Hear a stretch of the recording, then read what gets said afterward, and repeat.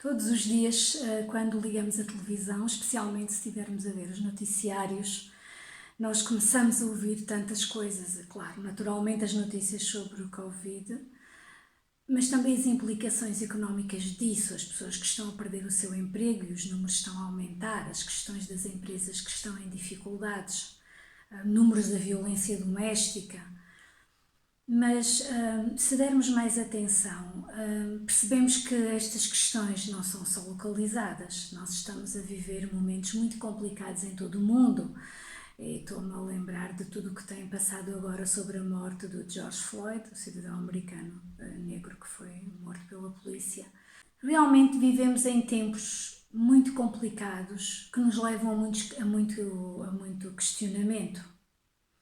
Deus trouxe à minha mente a vida de alguém que já viveu há muito tempo, mas de alguma forma alguém com quem me identifico, que viveu também assim numa época de grandes incertezas morais e espirituais, numa época também de crise mesmo social e de injustiça, não é, na sociedade onde ele estava inserido. É alguém que nos dá o exemplo da sua jornada espiritual, não é? Uma jornada que vai desde a dúvida até à adoração, da incerteza à fé e da angústia à segurança em Deus. O seu nome é Abacuque. Eu acho interessante este nome. Vou-vos falar de uma curiosidade, porque eu também tinha curiosidade e acho que é interessante às vezes termos curiosidades sobre o significado dos nomes. Na cultura do Médio Oriente, os nomes tiveram e têm ainda muito significado. Em hebraico, não é? O nome de Abacuque vem da raiz da palavra abak, que significa a ação de abraçar. Eu achei interessante isto. Bem, não sei se isto revela muito sobre o Abacuque, porque num livro com 3 capítulos não sabemos muito sobre o Abacuque, não é dito muita coisa sobre ele. Mas acho que talvez o abraçar, ou a ação de abraçar, revela um bocadinho mais, não do profeta, não sei, mas da mensagem, daquilo que revela a sua mensagem e da situação do seu povo, dele e do seu povo naquela altura, o povo de Judá, que estava realmente a precisar de um abraço de Deus. É interessante do que conseguimos ler aqui, conseguir perceber um bocadinho sobre ele. Parece que pareceu-me a mim que ele é uma pessoa com um grande sentido de justiça, porque é uma pessoa que não consegue ignorar a violência que há na sociedade à sua volta, no meio em que ele está inserido. Ele não ignora isso, nem o caos social que está a vigorar, não é, naquela altura, nos seus dias.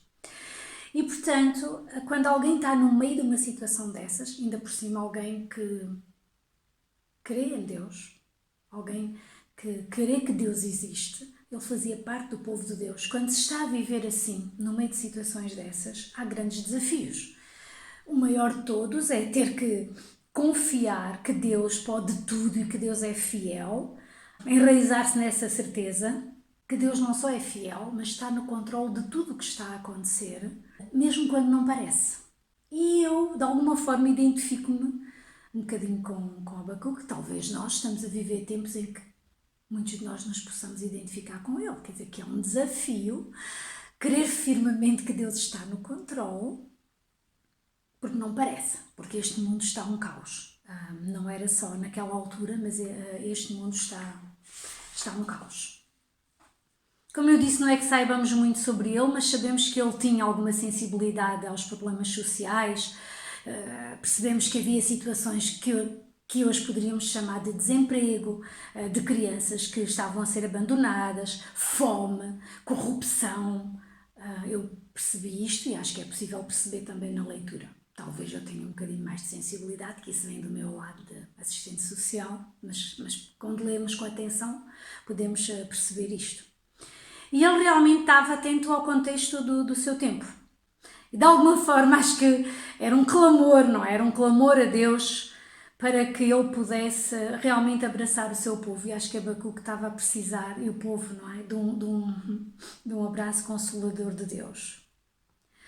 Mas Deus realmente parecia muito, muito distante. Tão ausente da vida real do seu povo, da vida do dia a dia.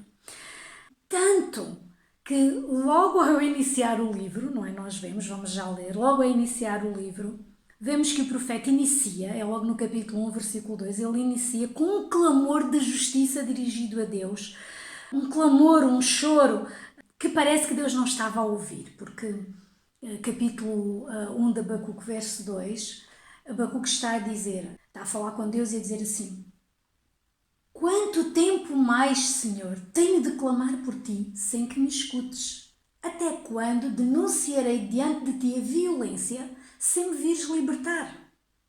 Então, acho que de alguma forma, o que ele estava a dizer é: oh Deus, onde é que tu estás?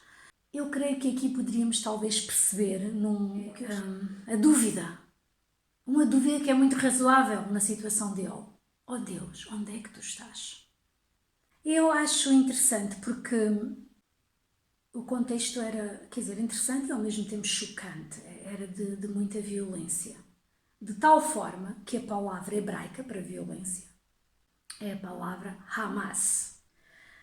Eu acho que alguns já ouviram muitas vezes essa palavra, especialmente se estiverem atentos. Hamas. Hamas é mais do que violência. Hamas significa uma crueldade que envolve o derramamento de sangue, uma violência que envolve o derramamento de sangue. E esta palavra aparece 6 vezes no livro de Abacuque, num livro com 3 capítulos, aparece 6 vezes. Então, o que é que nos pode ajudar a compreender melhor porque é que Abacuque estava a fazer esta pergunta a Deus e parecia tão desanimado, ou tão duvidoso, digamos assim? Vou explicar um bocadinho do contexto histórico. Eu gosto muito de história. Eu sei que às vezes estamos a pensar nas nossas preleções de domingo e alguns pensam, bem, mas porquê é que vamos ter algum bocadinho de história? Isto não é uma aula. Mas para nos ajudar a compreender o que aconteceu na vida de Abacuque, às vezes é preciso entender um bocadinho do contexto, porque é um contexto distante do nosso. Ou não será assim tão distante? Ele viveu, eu creio, num dos períodos mais tristes da história de Judá. Estava a exercer a sua missão como profeta nos finais do século 7 a.C. Aqueles que têm a Bíblia para todos, igual a esta que eu tenho aqui, podem ler o resumo um bocadinho antes do livro, na página 1373, perdão. E, portanto, tem um resumo, não é, do que eu vou explicar. Vou explicar um bocadinho mais, mas aqui também tenta explicar. Porque o povo de Judá estava a ser invadido e estava a sofrer às mãos, não é, de vários povos. Na verdade, podemos situar isto num tempo em que, antes um bocadinho do estabelecimento do Império Babilónico, não é, comandado pelos caldeus, que se inicia por volta de 625 a.C. e que tem o seu apogeu entre 612 até 605 a.C. Em 605 é um ano famoso porque, na verdade, houve um ciclo de invasões que culminaram num conflito enorme em Carquemis em 605. E depois disso, em 597 a.C., realmente os caldeus invadiram Jerusalém e levaram cativo o rei Jeoaquim, não é, para a Babilónia. E esta história podem ler, podem ir, para quem gosta de história, mas mesmo que não gostem, ajuda a compreender o que aconteceu em 2 de Reis, no livro de 2 de Reis, capítulo 24, do verso 10 até 14. Então, o reino de Judá estava a ser constantemente, nesta altura, vítima de impostos, de subjugação, da exploração, da opressão do Império Babilónico, já tinha sido do Assírio e Mas interiormente havia também uma grande crise, como dá para perceber, não é? De fome, de violência, de crise também monetária. E o que acontece é que, no meio desta crise de fome, de pobreza, de violência, realmente levaram muitos a trair os seus princípios éticos, os seus princípios, os seus valores de crença em Deus. Estamos a falar do povo de Deus, não é? Mas levou muita gente a trocar isso, talvez, para poder ter realmente comida, abrigo e segurança. Então parece que o cultuar a Deus e os valores morais da fé desapareceram do coração das pessoas e o futuro parecia muito sombrio. E, portanto, é compreensível. Estavam a sair debaixo do domínio de um povo que os dominantes nunca são bons, não é? Os colonizadores, os dominantes, normalmente nunca são bons, não é? Portanto, saíram do domínio da Assíria para entrar no Babilónio. Então, é um contexto de muita injustiça social e de violência que Abacuque viveu. E que que isso nos ajuda a entender a pergunta que ele está a fazer ao Senhor, até quando? Porque isto vinha, o povo estava a ter esse processo mais continuado. E é interessante que dá para perceber-se, dito assim nos dias de hoje, que Abacuque estaria, como dizemos agora, um bocado deprimido diante desta situação. Porque ele não estava, quer dizer, estava a sentir a sua fé ameaçada e não estava a conseguir visualizar mais nada além da violência e da maldade, aquela sensação de que Deus tinha virado as costas, que estamos a clamar e Deus não está a ouvir, que Deus está longe, que se foi embora e que Deus não se importa. E mesmo sendo um homem de Deus, Abacuque sentiu a sua fé tremida e ameaçada e, portanto, não conseguia realmente perceber onde é que estava Deus no meio disso tudo. E acho que de alguma forma, muitas vezes nós podemos ter a mesma sensação e sentir-nos identificados com Ele. E na verdade, a situação era tão complicada que desafio-os a irem ao capítulo 2 e começarem a ver aquilo que é conhecido pelos ais de Abacuque. Porquê? Porque o Abacuque está a começar, fez uma pergunta, sabem? Abacuque fez uma pergunta, que é até quando, e começa a falar disto a Deus, até quando mais, Senhor, tenho de clamar a Ti, e parece que não me escuto, para que me escutes. E depois o Senhor vai começar a responder, e vai começar a responder, nós vemos que diz, o Senhor falou então deste modo no capítulo 2, e começa a descrever uma série de coisas, e chega Deus a dizer, de alguma forma, Deus está a usar os opressores para castigar o povo pela sua desobediência. E estes 5 ais que temos aqui no capítulo 2, a começar no verso 6b, e vamos ver, representam áreas de desobediência do povo, áreas em que as coisas não estavam bem. Capítulo 2, 6b, ai de quem enriquece à custa de roubos, apoderando-se dos bens dos outros. E isto vai até ao 8, e está a falar da exploração social, de opressão. As pessoas realmente eram oprimidas, não é? No seu trabalho. Talvez, depois no segundo ai, que começa no verso 9, ai de quem amontou em sua casa riquezas desonestas e se coloca numa posição elevada para escapar a todos os perigos. Estamos a falar aqui de desonestidade, corrupção. Onde é que nós já ouvimos isto? Depois vamos para o terceiro ai, que continua ainda no capítulo 2, no verso 12, que se inicia no verso 12, ele depois continua até o 14. Ai de quem constrói uma cidade com sangue e a edifica através da injustiça. E Deus não se agrada nada desta injustiça, portanto, nem concorda com esta injustiça. E vemos, mesmo aqui também, depois o quarto ai, no verso 15, ai de quem dá a beber aos vizinhos vinho misturado com veneno para os embriagar, com o fim de os ver nus e os humilhar. E depois vai continuando a falar de violência e a falar daqueles que invadem outros países quando chega ao verso 17, contra os países e cidades e contra os seus habitantes, aqueles que fazem crimes e usam violência. E que Deus nunca concordou, nem é a favor de invasões, nem para tirar proveito económico ou qualquer outro, da subjugação de uns povos pelos outros. E tem o quinto ai, começa no 19 e diz, ai de quem pede um ídolo de madeira. Aliás, ele até começa logo no 18, ainda com uma indagação a dizer para que servem os ídolos que o homem fabrica. São objetos de metal que só levam ao engano, como pode o homem confiar em divindades que não falam e que ele próprio fez com as suas mãos. Ai de quem pede um ídolo de madeira que desperte ou uma pedra muda que se levante. Será que os ídolos ensinam? Na verdade nada podem dizer. Não têm vida, mesmo cobertos de ouro ou prata. O Senhor, porém, está no seu santo templo, que a terra inteira guarde silêncio diante dele.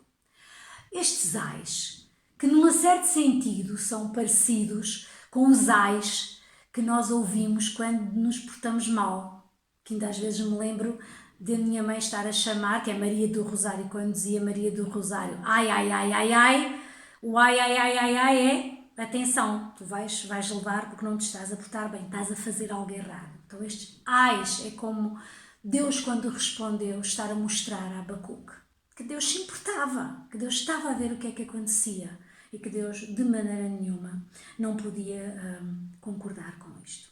Agora, quando olho para esta situação descrita aqui nestes 5 ais, não consigo deixar, não sei se estão a pensar o mesmo que eu, mas o que eu estou a pensar é que há uma semelhança enorme entre esta sociedade, entre esta civilização, digamos assim, não só a sociedade, e a nossa.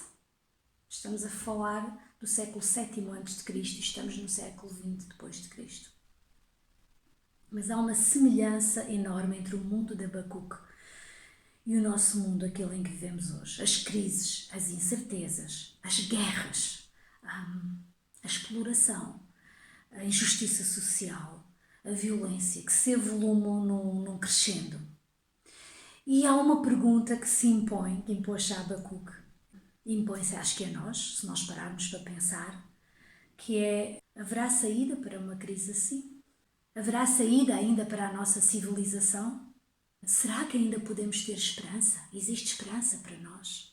É porque, para todo lado onde nos viramos, nós percebemos que há crise, que vai muito para além desta crise sanitária.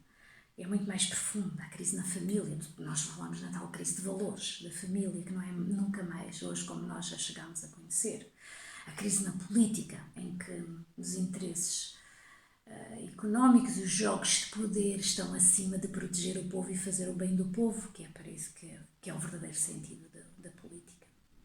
Na religião, até aqueles em quem devíamos acreditar, nós vemos coisas incríveis em termos de pedofilia e mentiras e também corrupção no meio religioso, portanto, que leva a um descrédito. Realmente Abacuque tinha essa pergunta e ele encontrou a resposta. Como é que ele encontrou a resposta? Como é que nós percebemos neste livro que ele encontrou a resposta? Eu acho interessante porque, normalmente, o que é o papel de um profeta é? Um profeta é alguém que traz uma mensagem de Deus para o povo. O Abacuque, além de sabermos muito pouco dele, é um profeta, e é também poeta, vamos ver, mas é um profeta um bocadinho diferente, porque ele pegou na mensagem do povo, no choro, no lamento, na dor, e levou isto como uma mensagem a Deus. Portanto, eu acho muito engraçado que é ele que leva uma mensagem de clamor do povo realmente a Deus. E eu acho interessante que ele não tem medo de expressar a Deus aquilo que ele sente, a angústia que ele sente. Quando estamos em tempos de muita dor, a oração, a maneira como clamamos a Deus, como falamos com Deus, é muito diferente daquela que eu creio que fazemos quando tudo está bem. Realmente, a maneira como nós oramos em tempo de calmaria ou quando tudo está bem, não é de forma nenhuma a mesma maneira que oramos em tempos de angústia e de grande crise e de grande necessidade em meio a uma dor. Quando estamos no meio da angústia, nós não citamos orações decoradas, não lemos rezas, nem declaramos ladainhas, naturalmente. Nós clamamos do fundo da nossa alma. Nós gememos porque sabemos que Deus é a nossa única esperança. E Abacuque parece ter encontrado em Deus a esperança e a força para prosseguir. De tal maneira que as cenas finais, dito assim, do livro, como se isto fosse um filme, mas as cenas finais do livro estão escritas em forma de poesia. Estão muito diferentes daquilo que aconteceu na introdução. Na poesia do Médio Oriente, na poesia hebraica e mesmo na do Médio Oriente, mas especialmente na poesia hebraica, a poesia não implicava necessariamente em rimas ou em romantismo, mas a poesia era usada, ou na poesia era usada o paralelismo para enfatizar, para destacar a importância de um tema. Portanto, o paralelismo quer dizer as comparações. As ideias estão sempre, parece que em duplicado, porque é um paralelismo, uma comparação, para enfatizar a importância daquilo que se está a escrever, do assunto, a importância do tema. E é interessante que o Abacuque inicia com a prosa para descrever a violência, mas ele termina o seu livro a expressar a sua esperança em Deus em forma de poesia.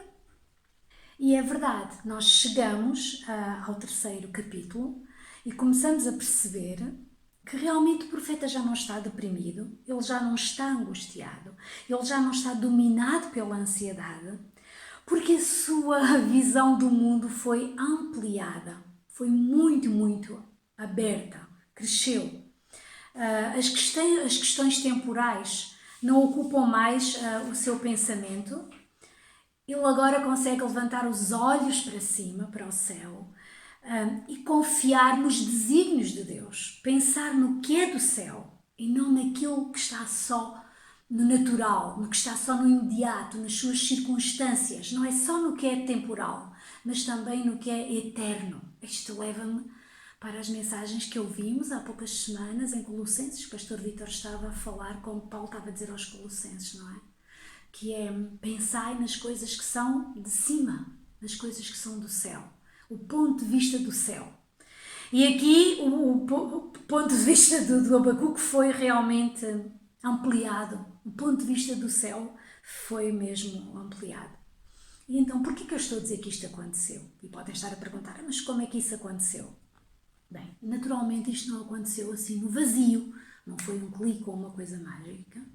Isto aconteceu no meio da vida real, enquanto ele estava a enfrentar a violência, estava a ver aquela injustiça, estava a ver o povo a desviar-se de Deus, estava a ver a idolatria, estava a ver a opressão que estava a acontecer. Foi no meio do seu dia-a-dia, foi no meio das suas circunstâncias que ele clamou e que Deus, ele esperou por uma resposta, porque se vocês virem logo no início do capítulo 2, ele está a dizer: eu vou estar atento e vigilante como sentinela no seu posto para ouvir o que o Senhor irá dizer e que resposta irá dar à minha queixa, ou às minhas queixas. E vemos que Deus realmente traz uma resposta. Nós vemos aqui como é que ele está na poesia do capítulo 3, como é que ele começa a dizer a sua esperança está em Deus. Ele vai começar a dizer que a sua esperança está realmente em Deus. Porque ele diz que ele espera tranquilo o dia da angústia, não é? No 3,16, mas espere tranquilo esse dia da angústia. Como é que se pode estar tranquilo no dia da angústia? Claro, Deus revela-lhe, uma das coisas que acontece na resposta é que Deus lhe mostra como é que vai usar um povo invasor para castigar o povo de Deus. Eu sei que isto às vezes parece-nos estranho, acho que isto não é a vontade de Deus para nós e não seria para o povo e também não é para nós, mas a maneira como fazemos as nossas decisões, como vivemos tão longe de Deus, às vezes parece que é preciso Deus usar algo tão forte para nos levar a voltar para Ele, para nos levar a virar para Ele, a perceber como é que nos deixámos ir tão distantes na nossa desobediência. E os babilónicos iam chegar para trazer o castigo de Deus para o povo. E ao mesmo tempo para mostrar que é Deus quem está no controle. E Deus estava a dizer isto a Abacuque: eu ainda estou no controle, mesmo quando não parece, Abacuque. E é interessante como é que uma pessoa pode, com uma resposta dessa de Deus, ficar tão tranquilo. Porquê que isso muda tanto? Porque vemos, é uma mudança radical de quem está tão deprimido gritar a Deus para de repente alguém que está tranquilo e dizer que confia em Deus. E é no capítulo 2. Realmente o capítulo 2 traz a resposta de Deus e é no capítulo 2 que está o cerne, a base da mudança, o cerne da mudança no coração de Abacuque. E é no capítulo 2 e no verso 4, quando está a dizer: eis que o homem de más intenções não sobreviverá, e arrogante não tem a vida certa nele. Mas, e portanto isto é o contrário, que é uma adversa, não é? Mas o justo, pela sua fé, viverá. Isto é o cerne, é a essência da mudança no coração de Abacuque. Na verdade, isto é a essência do Evangelho. Muitíssimos séculos depois, isto ainda é assim.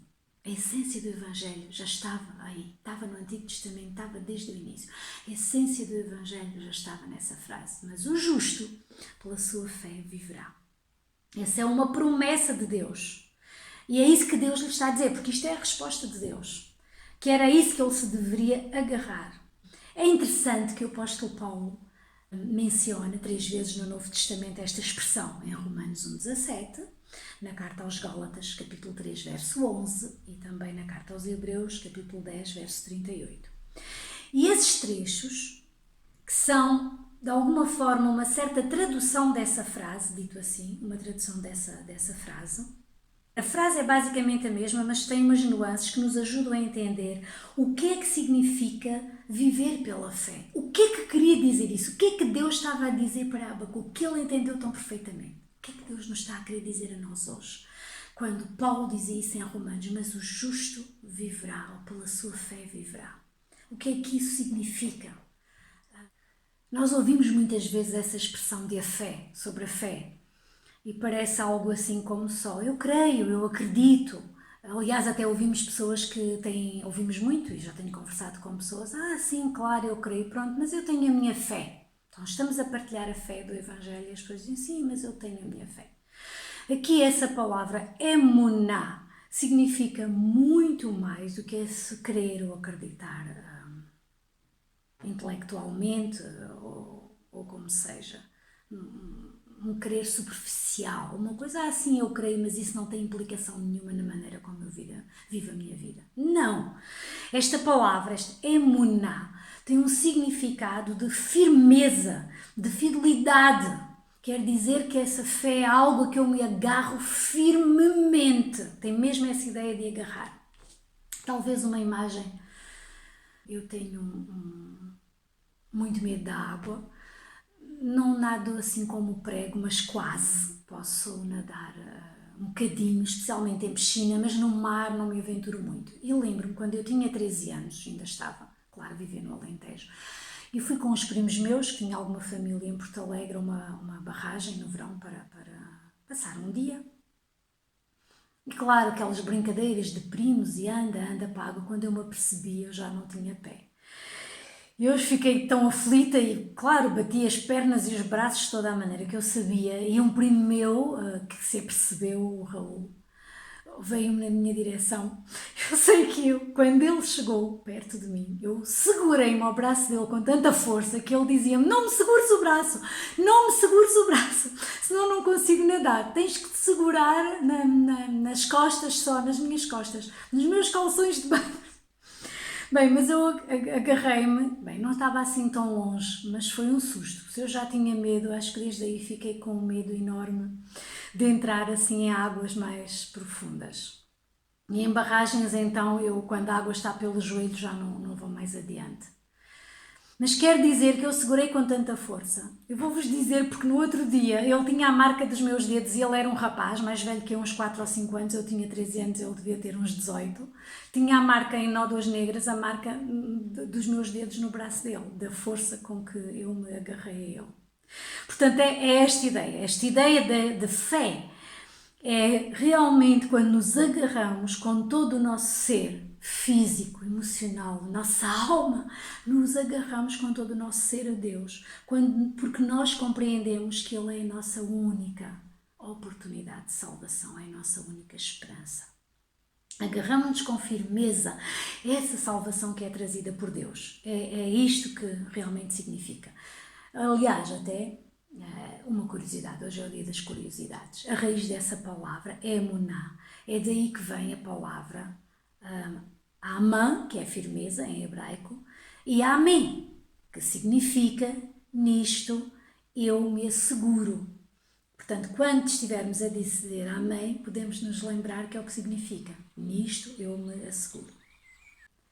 Então esta fé que está a ser mencionada aqui no livro de Abacuque não é algo que nós adquirimos só por conhecimento intelectual de Deus, não é só um credo que nós aprendemos, que decoramos e que rezamos num catecismo ou que aprendemos numa escola dominical. Não é só uma profissão de fé quando estamos no nosso batismo. Vai muito, muito, muito além disto. Esta fé é assegurada no relacionamento pessoal com Deus, através de Jesus. É um agarrar-se a conhecer Jesus, a andar com Ele. É esta fé que nos agarramos a ter essa amizade com Deus, esse relacionamento. É por isso que ter fé em Jesus não é uma religião, não é uma coisa da religião. Eu sei porque as pessoas dizem, sim, eu tenho a minha fé, e querem dizer, e às vezes dizem, mas eu já tenho a minha religião, mas eu não troco de religião. Olha, não é nada sobre religião. Jesus não veio falar sobre religião. Tem a ver com relacionamento. A fé tem a ver com relacionamento. Tem tudo a ver com relacionamento. E é tal forma assim, que podemos ver aqui no exemplo de Abacuque, que o profeta não viu nenhum milagre instantâneo. quando lemos o livro, nós percebemos, e olhando para o pano de fundo histórico, se formos ler, portanto, na história e nos outros livros históricos, ele não viu nenhum milagre instantâneo, não notou uma mudança logo naquela altura. A situação em que ele vivia não mudou de um dia para o outro, não mudou quando Deus lhe respondeu. Mas ele pôde descansar no Senhor de tal forma que, com muita convicção, ele termina o seu livro a dizer assim: eu, porém, sinto alegria no Senhor e sou feliz com Deus, meu Salvador. O Senhor, meu Deus, é a minha força. Torna os meus pés ligeiros como os do veado e guarda-me em segurança pelas alturas. É interessante, eu sou feliz com Deus, meu Salvador.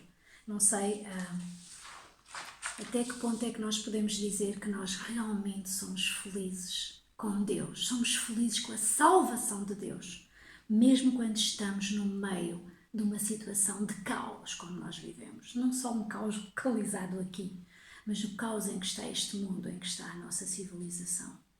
Então, isto é fé. Quando olhamos para Abacuque, esta declaração, isto é fé. Tudo o resto é convencimento. Eu espero que Deus seja mais do que uma doutrina na nossa vida.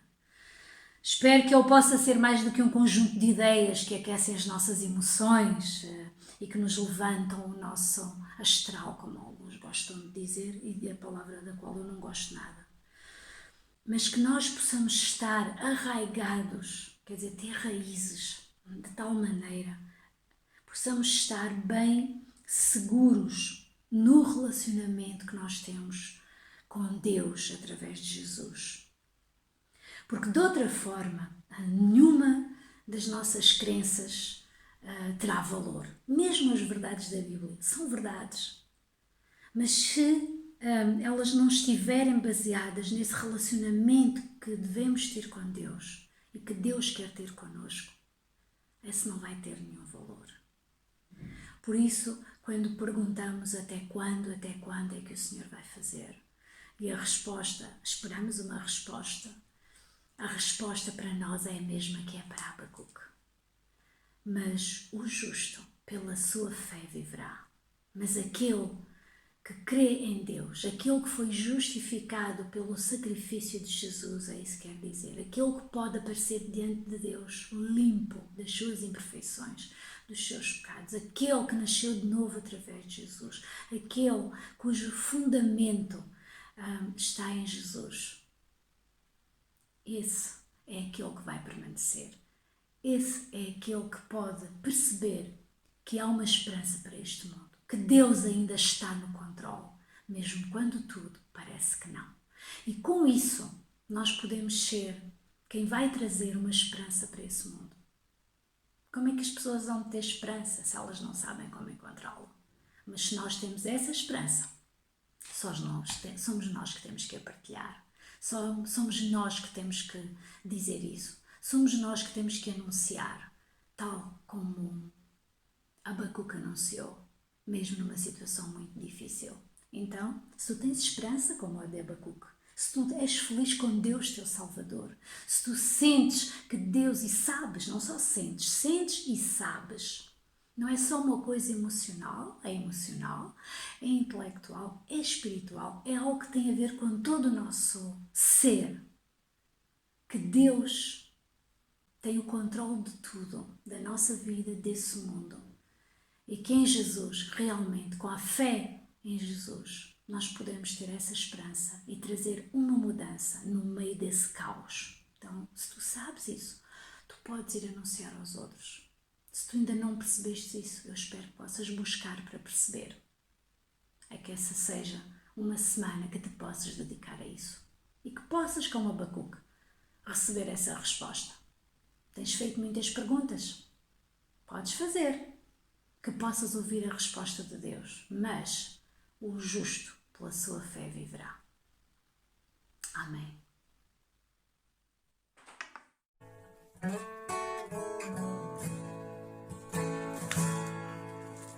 Vamos adorar a Ti. Vamos adorar a Ti.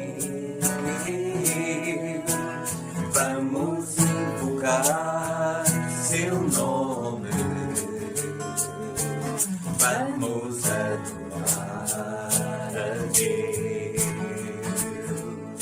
Ele veio em minha vida num dia especial. Trocou meu coração por um novo coração. E esta é a razão porque eu digo que vamos adorar a Deus. Quando eu adoro a Deus, quando eu adoro a Deus, o seu gozo inunda o meu ser. Quando eu adoro a Deus, Ele veio à minha vida num dia especial. Trocou meu coração por um novo coração. E esta é a razão porque eu digo que vamos adorar a Deus. Podes adorar a Deus. Podes adorar a Deus. Basta invocar seu nome. Podes adorar a Deus. Ele veio em minha vida num dia especial. Trocou meu coração por um novo coração. E esta é a razão porque eu digo que vamos adorar a Deus.